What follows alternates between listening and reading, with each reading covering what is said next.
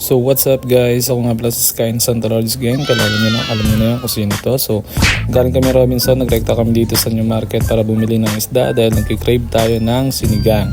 So alam niyo na ang gagawin dito, hugasan muna natin ang ating mga gulay-gulay.